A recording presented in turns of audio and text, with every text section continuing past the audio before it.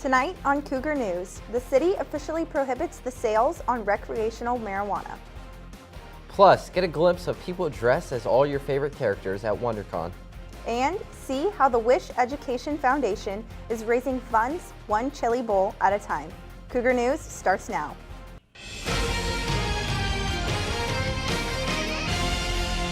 This is Cougar News. Hello everyone, and welcome to Cougar News. I'm Audrey Hickson. And I'm Sam Delgado, and here's the latest from the Cougar Newsroom. After almost a year-and-a-half long moratorium prohibiting commercial land use of recreational marijuana, Santa Clarita City Council has taken its first step in moving forward an ordinance that would make the restrictions official. Mauricio LaPlante has more. And I think you really should take some time and do a second reading. Santa Clarita City Council has voted to move forward with a second reading of an ordinance to prohibit all commercial farming, delivery, and retail of recreational marijuana. The Bureau of Cannabis Control will not issue a state license for commercial uses that are prohibited by local ordinance. A move that would block commercial rights granted to cannabis retailers and buyers in California through Proposition 64. Officials cited concerns with the cost of law enforcement based off of research conducted in Colorado. It does generate significant tax revenue. However, the net benefit to the cities and the communities isn't nearly what you would anticipate because of the cost of enforcement, as we found in cities in Colorado, whether it be planning, permitting, additional law enforcement. However, other residents say the regulations are adding more barriers to accessing medical marijuana, the sale of which has been prohibited in Santa Clarita since 2008. I don't have the money. I've been financially wiped out. I have no retirement. I'm a cancer survivor, and I was able to reduce my stage 1 cancer to precancerous stage. The problem that I have with the ordinance is it does not allow me, as a person who's been financially wiped out through the medical system, to grow outdoors. But to use the sun, I can't afford 6,000 watts, 18 hours a day. Councilman Cameron Smythe expressed concern over the absence of medical dispensaries. Right now, I'm sure we have people in our city who rely on medical cannabis that cannot drive to pick up their prescriptions or to purchase it in other cities where it's legal. The ordinance still allows for personal consumption and follows state law allowing residents to grow up to 6 plants on their property as long as they're inside. For Cougar News, this is Mauricio LaPlante. The country has seen its highest rate of opioid overdose in recent years. Santa Clarita is taking steps to combat this growing issue. Indra Kupchanskaite tells us more. The dangers of drug addiction are a reality that unfortunately many people are all too familiar with. The war against opiate addictions is its own beast, and a particularly important battle in today's society. With the rise in overdoses up to 30% according to a report by the CDC from July 2016 to September 2017, the popularity of these substances is growing exponentially. Santa Clarita is no exception to the trend. In a recent statement from an emergency doctor at Henry Mayo Hospital, about 15 to 20 patients are rushed in every month as a result of overdoses. However, misconceptions also lie in the way of truly getting to the root of the issues. Because the topics of drug addiction and overdose have a dark, sinister connotation, well-meaning, everyday individuals who may be succumbed to an addiction can easily be overlooked. This also leads to drug-seeking behaviors in the future, something that is not a rare occurrence at places like pain management clinics and the like. Awareness during such an epidemic is key to truly fighting the battle. For more information on the subject, visit the CDC website. This has been Indra Kupchanskaite from Cougar News. Students, parents, and citizens took to the streets around the country and here in Santa Clarita to show the call for additional gun control. Here's George Ventura. What about change in the community? What do you say? What about change in our government? What do you say? Anger, frustration were some of the emotions felt at Santa Clarita Valley March for Our Lives. 73 teenagers who were shot to death. Students, parents, and members of the community came together Saturday to demand safer gun laws and safer schools. We're just saying that we simply want to go to school and feel safe. However that's done, however legislative decisions are made, we just need to be able to go to school and not fear for our lives. After recent school shootings, they feel that the time for change is now. We demand change. Somebody say change. Katie Hill, who was running for Congress in the 25th district, shared her thoughts on common sense gun reform. The influence that the gun lobby has on our elected officials, and that's no longer good enough. That's why we are seeing these kinds of marches and actions all across the country where students, the next generation, are standing up and saying enough is enough, and we're demanding action. Alex Mitchell, a college freshman who spoke at today's event, knows that the fight for change doesn't stop here. Our voices, it's everything that was said today, our voices are what's going to do it. And so not letting people shut us up, and the more we read, the more we learn, the more we contact our representatives, our government, the further we get, the deeper we swim, the more that we can do. Once speeches concluded, the crowd came together to march down the streets of Valencia. Speaking with folks here at March for Our Lives, one thing is clear. They don't want to take away your Second Amendment. They're just looking for common sense gun reform. For Cougar News, I'm George Ventura. Gun safety training is essential to handling a firearm. But what safety measures does it teach, and is it enough? Reporter Louis Tran sits down with a local gun trainer to explain. There may not be a scarier sound than this. Number one cause of gunfire death in this country is a negligent discharge. This local Santa Clarita gun safety program wants to take the fear out of firearms. Training like this can be really helpful for taking away some of the fear. Shoji Hattori is a co-owner of TAC 1, where he and his partners started the training program in 2011. But today, he is training a class on the importance of gun safety. They need to know it so that they can be safe, so that they can be efficient, so they can be effective when they apply it in a self-defensive conditions. A bad guy in front. Guess who has the gun in their hand first? Hattori and his partner are both officers for the Los Angeles Police Department, where they both teach and train recruits on firearms. TAC 1 was created to introduce the law enforcement training program to the general public in order to share the proper safety measures on how to handle a gun. I really enjoyed hearing Shoji's breaking down of every aspect of shooting. Unlike many training programs, TAC 1 does not focus on tradition, but only teaches methods that have been tested and applied in real life. Hattori says the program is constantly evolving and adapting to new technology in order to help prepare his students for real-life situations. If we can inject some sort of sense of safety to the common gun owners, the general gun owners, I think that in itself is a very, very fulfilling area for us. When it comes to learning how to handle a gun, safety is number one priority. So it's important to wear proper ear and eye protection before you shoot. So learning from a professional like Shoji is just getting to benefit from years of experience. So whether you're training for personal use or self-defense, personal gun safety training is key. Get the right instruction, get the right information, and continue to practice. Reporting for Cougar News, I'm Louis Tran. Have you ever wished COC offered more subjects to be tutored in? A recent piece of legislation may turn your dreams into reality. Jed Bookout has more. The Learning Center at College of the Canyons presently offers tutoring for many basic college skills, but might soon be offering tutoring for something necessary to your degree. Professor Wendy Brill Weinkoop traveled to Sacramento Wednesday to discuss SB 1009 with the California legislature, a bill proposing additional funding for tutoring at community colleges. This funding would expand the present system so that tutoring could be provided for degree-specific and transfer-level college courses.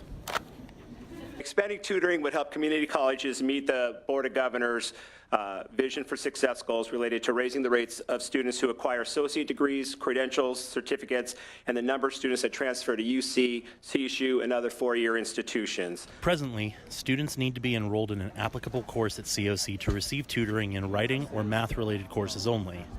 Under the proposed law, students would be able to self-refer for any subject they need tutoring in. If we are truly dedicated to getting students on a path to success, keeping them on a path and helping them reach their goals, we need to have a holistic approach to providing tutoring at all levels and in all disciplines. The bill passed unopposed with a 5-0 vote, though it is presently unclear as to when the revisions will take effect. For Cougar News, I'm Jed Bookout. Helping education isn't the only thing that is keeping Scott Wilk busy. The former COC Board of Trustee introduced legislation into Sacramento on Tuesday to punish people who abuse animals. The Animal Welfare and Violence Intervention Act addresses the link between animal abuse and violence towards humans. Wilk says statistics show that in some cases, 60% of domestic violence offenders also abused animals, and 70% of violent prisoners in federal prisons had serious animal abuse in their past. The bill will require offenders convicted under animal abuse crimes to undergo mandatory mental health assessments and to seek ongoing counseling.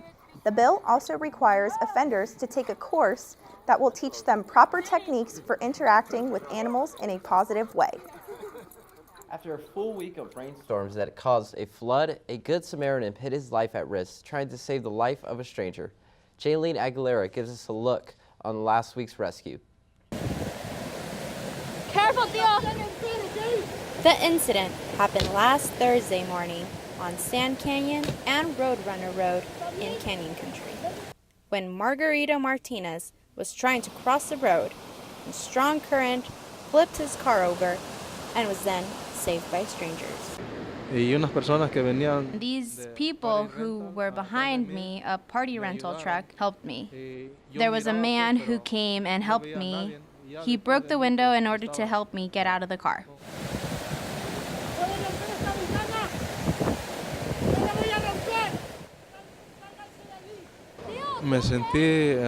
I felt realistically I wasn't going to live. I was closed in and the water started to go inside the car.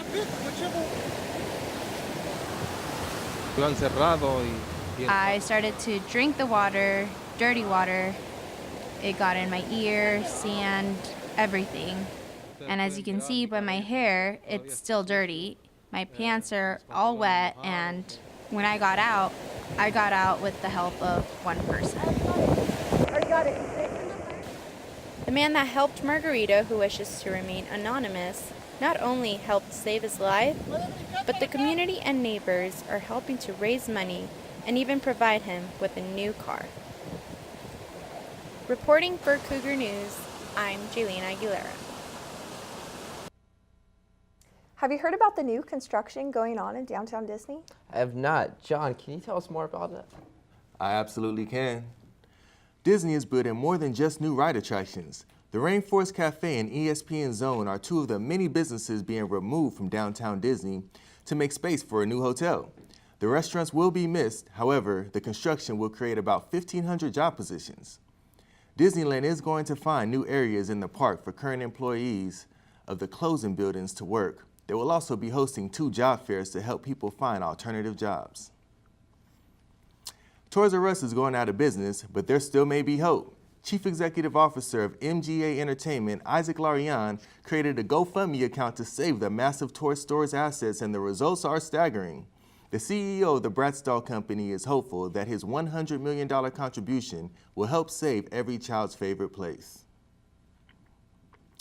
Scientists may have recently discovered a new organ in the human body that may be linked to cancer. The organ, also referred to as the interstitium, is located beneath the gut, lungs, blood vessels, and muscles. It's filled with fluid and may be able to explain how cancer is spread throughout the body. If confirmed to be an organ, it will pass up the skin as the biggest organ within the body. And that's what's trending. I'm John Nathaniel. For more stories in and around the Santa Clarita Valley, you can check us out at cougarnews.com. Back to you guys. Many Californians hate wasting time driving on the road, so the idea of raising the speed limit from 65 to 75 miles per hour on the freeway may sound like an attractive proposal. But do the benefits of driving fast outweigh the potential dangers? Reporter Luis Villa gives us a closer look. Driving over the speed limit is a common practice that many people do. It allows us to get home, to school, to work, wherever our destination is faster. Many states in the U.S. already allow drivers to go over 65 miles per hour on highways. And in another part of the world, there are stretches of road with no speed limit.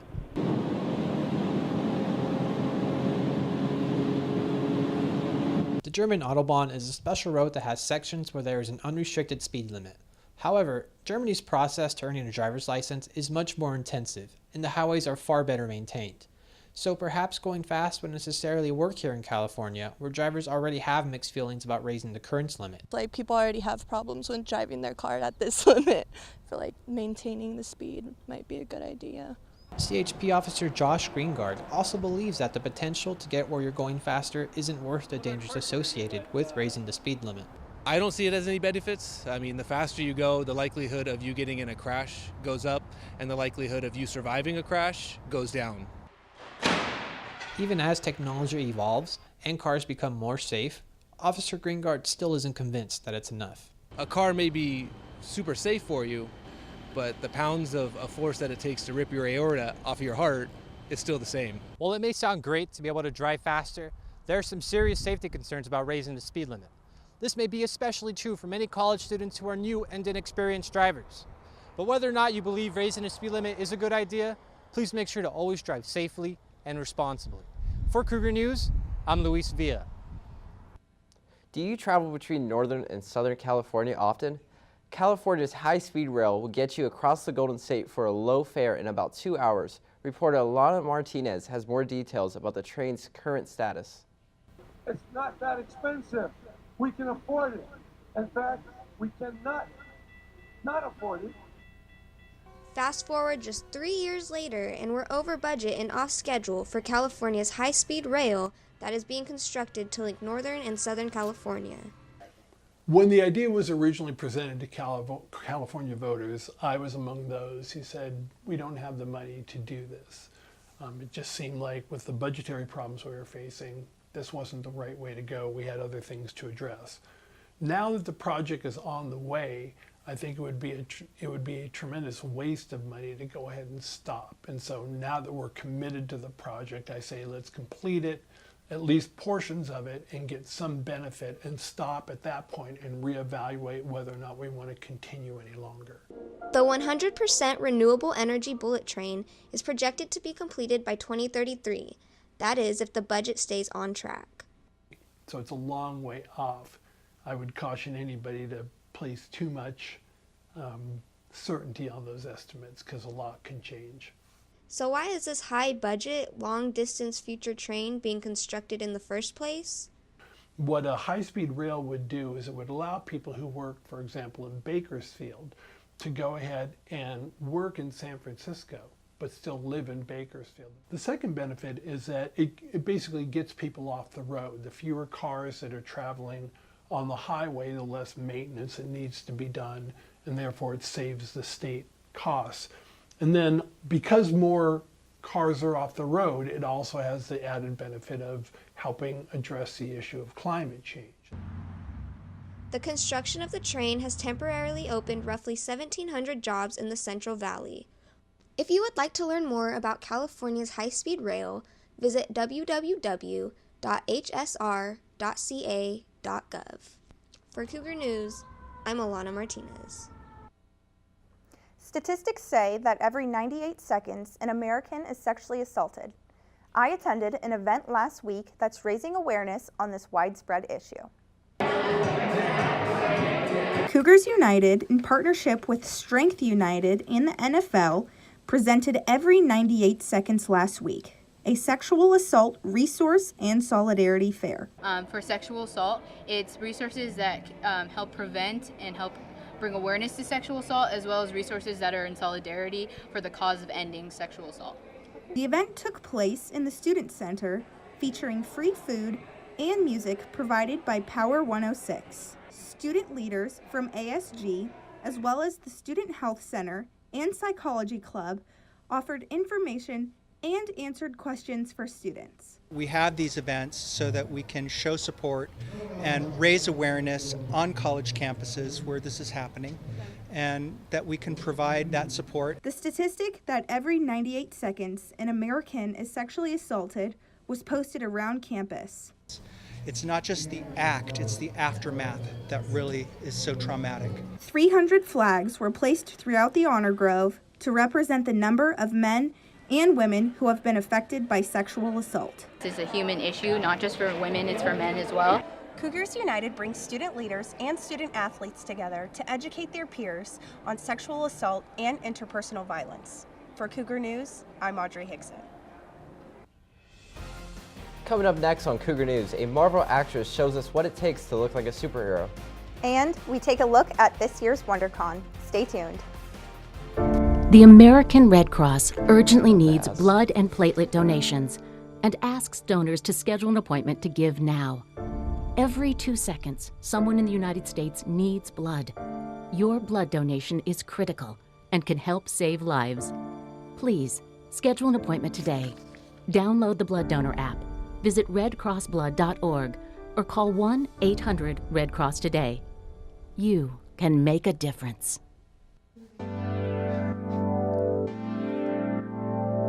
They've been very caring. They care about every single student that's in the class. Everyone seems to be like pretty friendly with each other. Like no one's really afraid to ask each other for help. Working with other people, not being ornery, actually, listening to what people say, collaborating with them to create a really good product. It's great to use the same stuff the pros use, especially at a community college. Hopefully we give them a pathway to have their creativity showcased. I've gotten a great education. I love the access to equipment. I've made lifelong friendships. I have great teachers.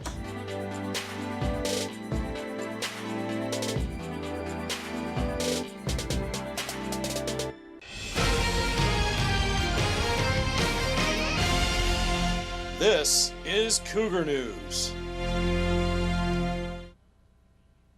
Welcome back. With Santa Clarita constantly building, a new project has started in Canyon Country. Georgia Rios brings us more. The city of Santa Clarita has started to embark on a new project. Part of their 2020 initiative for the city, council members were on site to begin a demolition of a long-standing building in the heart of Canyon Country.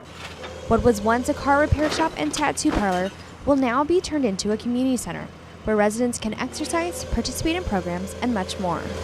We are tearing down what will now become a 9-acre, beautiful, fully incorporated modern community center that also serves in emergencies and disaster. Appointed in there will be half basketball court. We have kids play areas, lots of meeting rooms, grass. There's even a small outdoor movie theater area for the community, computer labs. There are so many things that we will do here. We will help build people's careers with training. We will help children learn to read. This is a place that Canyon Country can call home for fun, for work, and for embellishing themselves with new skills. If everything goes as planned, the community center will open within 2 years. For Cougar News, I'm Georgia Rios. The annual event showcases the best artwork and performances in Santa Clarita, not from professionals, but from kids. Reporter Louis Tran was there and has a story. It was a celebration as the city of Santa Clarita hosted a local art festival for its 3rd annual Youth Art Showcase. I'm always excited. Literally, I'm always excited. I was extremely excited because I've done this 4 years in a row. A joyful gathering where students throughout the community came together to show off their best paintings, drawings, and performances in celebration of Youth Art Month, all aimed to expose more youth to the arts. Oh my gosh, it's looking at their faces after they received a picture, after they saw the final product. It was amazing. Shiloh Amador is a 4th grader at Cedar Creek Elementary who sings in the school choir. But today, she's exploring the different types of art, from using her imagination to paint, getting her portrait drawn of herself, to even learning how to salsa dance. I love learning different dances, and I love learning different songs. In this one-of-a-kind exhibition, kids get a chance to show off their best work. While many have years of experience, the event also welcomes those that are pretty new too. They love being creative, they love expressing themselves. Amador's mother began to notice her creativity in all of her paintings, where she eventually developed her passion for art. Amador says art allows her to express herself and eventually wants to become a musician. But for now, she wants to explore all forms of art from singing, painting, to dancing. Breaking all the rules. Literally is what I'm all about. Be creative, try everything, do anything. Whether you have an interest in art or enjoy expressing yourself, Amador says creativity is necessary and to always explore and be open-minded. It's all awesome. Reporting for Cougar News, I'm Louis Tran. An artist from Jerusalem entertained visitors with her very first mosaic art demonstration and made Santa Clarita residents eager to take a mosaic class. Reporter Elena Tavar has more on the story. Naomi Young, an artist from Jerusalem, hosted her very first mosaic art demonstration in the Old Town New Hall Library.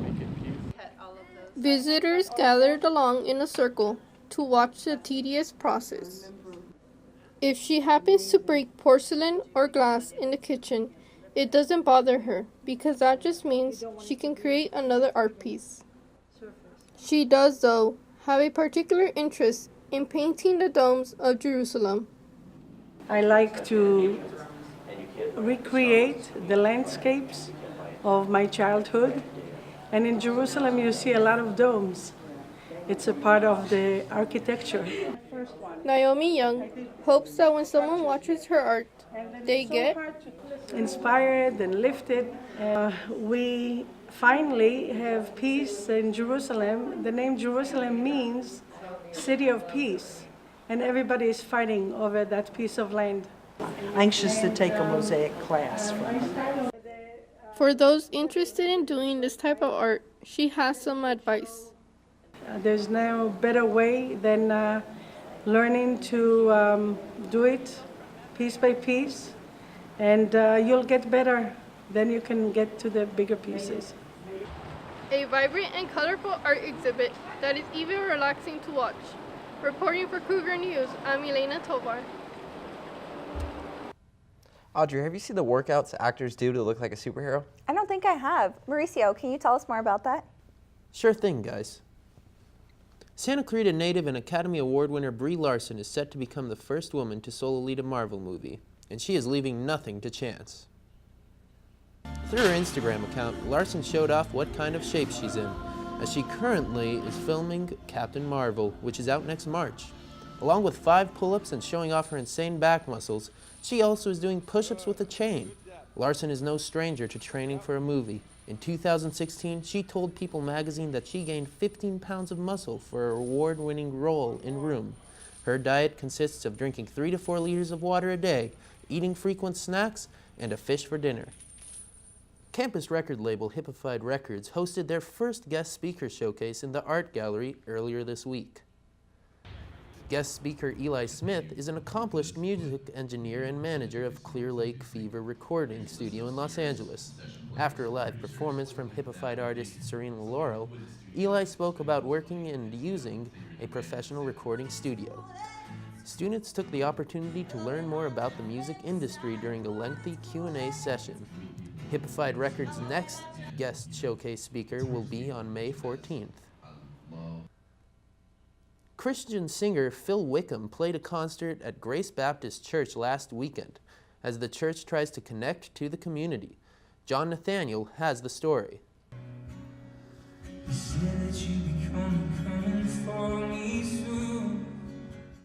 Well-known Christian singer Phil Wickham held an exciting concert at Grace Baptist Church last Sunday for the community. Well, Phil Wickham is a well-known Christian singer, and one of the things we wanted to do was bring to the community at large just some Christian music.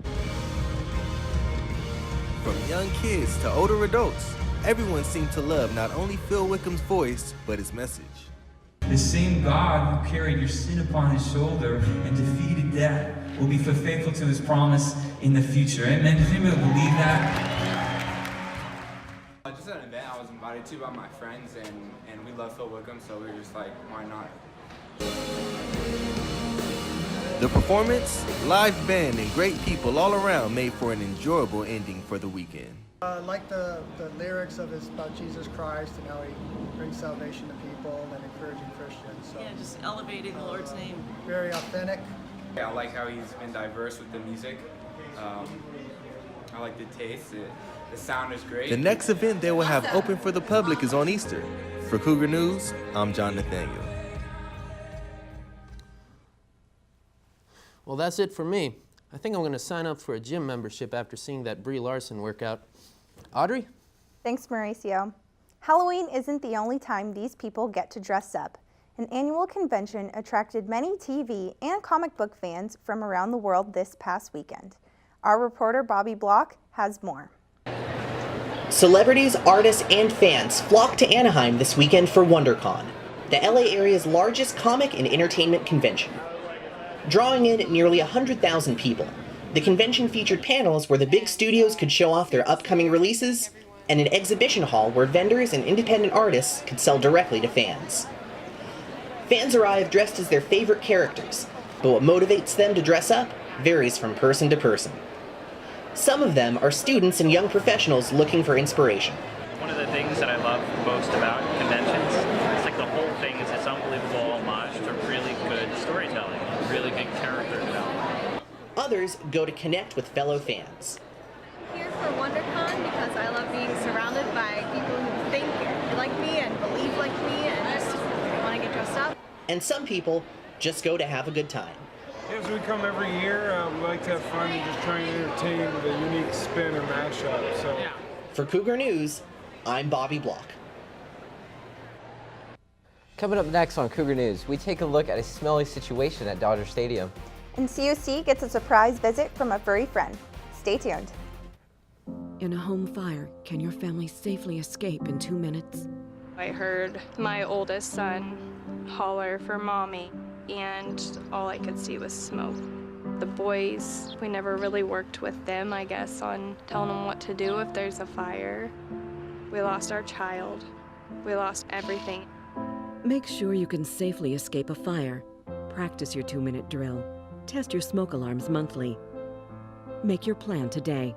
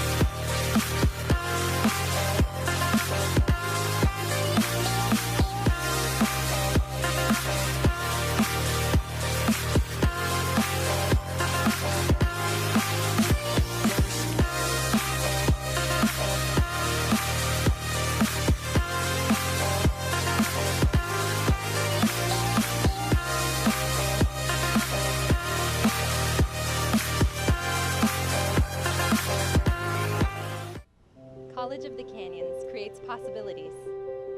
It's a gateway to opportunities. A place where students learn they can believe in themselves. Behind every possibility at College of the Canyons are the people. Together we focus on achieving success, one student at a time. That focus is a reflection of what we value. It defines who we are. We are. We are. We are College of the Canyons.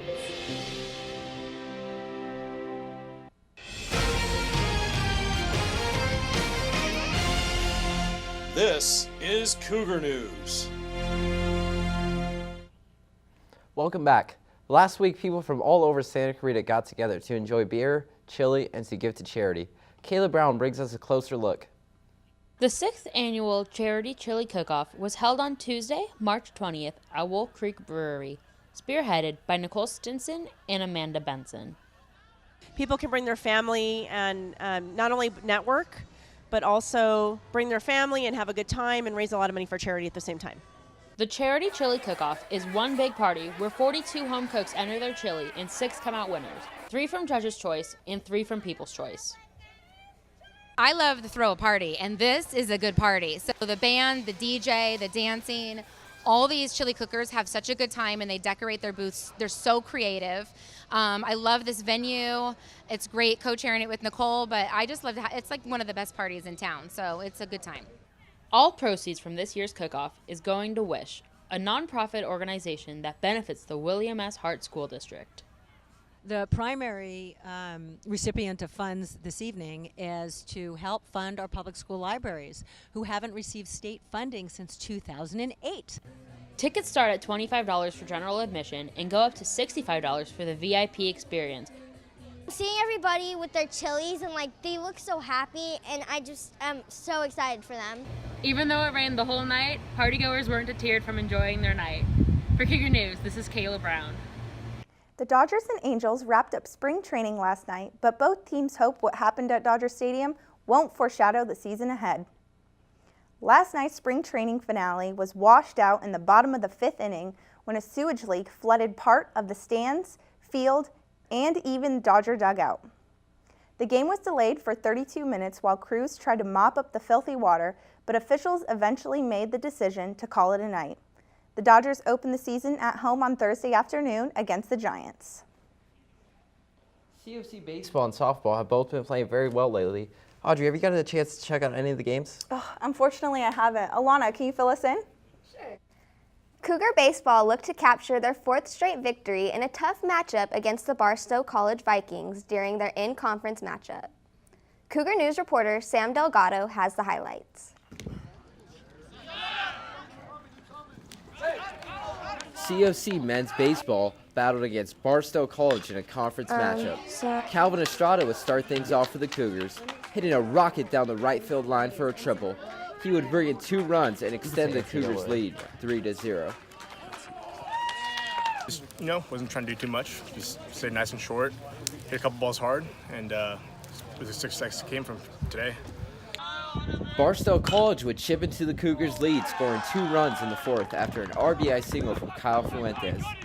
And after scoring 4 runs in the 1st, the Cougars failed to produce any more runs. The Cougars would rely on starting pitcher Jackson Cunningham, who pitched 5 innings, allowing 2 earned runs and striking out 9. Closer Jarrett Poe would earn the save after sealing the 4-2 victory for the Cougars. With the win today, that's now 4 in a row for the Cougars, and they improved their overall record of 15-9. With Cougar News, I'm Sam Delgado. Cougar softball has not dropped a conference game yet and are looking to make it 7 in a row against Glendale College. Cougar News reporter Sam Delgado has more. COC softball faced off against Glendale College in a conference matchup. Jordan Vallejo would get things started for the Cougars, hitting a double to deep left to bring in a run in the 1st inning. Rena Edwards would blast a double to left center to add a run in the 2nd and extend the Cougars' lead 2-0. Heidi Ludry was a big part in the Cougars' success. She finished the day 3 for 3 with 2 RBIs. And we also work really hard every single day to come out here and win these games. So with us just being with each other every single day and always working hard, it just is going to continue to carry on with every single game. The Cougars' pitchers were dominant the whole game. They combined to strike out 8 and didn't allow any runs. Katie Klinkenbrummer's double to left would bring in a run and end the game. COC would win by a final score of 8-0 over Glendale College. With the conference win today, the Cougars are now 7-0 in conference play. With Cougar News, I'm Sam Delgado. Recent heavy rain and bad weather has certainly caused its share of headaches for the COC athletic department. The COC women's tennis team was supposed to play Ventura on March 13th, but after being rained out again a week ago, the Cougars and Pirates finally met this past Monday. Unfortunately, the Pirates beat the Cougars 7-2. The Cougars also lost to Glendale yesterday. Next week, the Cougars wrap up the season with the WSC Championships in Ventura. March Madness continues this weekend as the Final Four face-off this Saturday, March 31st. Loyola Chicago will take on Michigan at 3 o'clock in the afternoon, and Kansas will take on Villanova at 5:45 in the evening. Loyola Chicago has an overall record of 32 wins to 5, while Michigan with a record of 32 wins and 7 losses. Kansas has held a record of 31 wins and 7 losses, and Villanova, who holds a record of 34 wins and 4 losses. The winners of the Final Four games will play in the NCAA Championship game on Monday, April 2nd at 6:20 in the evening. Sam, Audrey, back to you. Thanks, Alana. Have you heard any meows while walking around campus? Outdoor cats can be found in almost every neighborhood in the U.S., including our own college campus. Cougar News reporter Michelle Lutz has the story about a stray cat finding its forever home. A meow in the bushes on COC's Valencia campus has caused a stray kitten to find its forever home. He's not wild or what you would think a feral cat would be like. On March 6th, the kitten was picked up by a staff member and brought up to the second floor of Benelli Hall. Somebody came by saying that there was a kitten, and I guess Anna had found it up in the nursing mail room, and it was meowing, so she brought it down here. After an office consensus, they gave the kitten a name. A perfect name for a COC cat. Well, they started calling him Cougar. It was either take Cougar to the shelter or someone could take him home. Angelica Franco, an instructional support program coordinator, had brought her son to the office to only hear him say, "Look, there's a cat. I want it." I asked if we could keep the cat, so we decided to go to the vet then. After a visit to the vet, Angelica and her son Nathaniel decided to add another cat to their home. He said the kitten is about 4 to 6 months old, and he was part of the Trap and Release program. The Trap, Neuter, and Release program, also known as TNR, entails trapping, neutering, vaccinating, and returning community cats to their original outdoor locations. Cougar has now found a new home, joining many rescue animals that Angelica and her son have saved. He's happy. He adjusted really well. And mostly every other pet has warmed up to him except for one of my other cats. But he was also a rescue. His one meow. A weird hybrid meow of like every cat I've ever heard. It's the most adorable thing. Changed Cougar's life forever. For Cougar News, I'm Michelle Lutz. That does it for this edition of Cougar News. I'm Sam Delgado. Remember, you can catch us on the web at cougarnews.com. And I'm Audrey Hickson. You can also send us news tips and story ideas to our Twitter handle, COC_Cougar News, and follow us on Facebook, YouTube, and Instagram. Have a good night, everybody.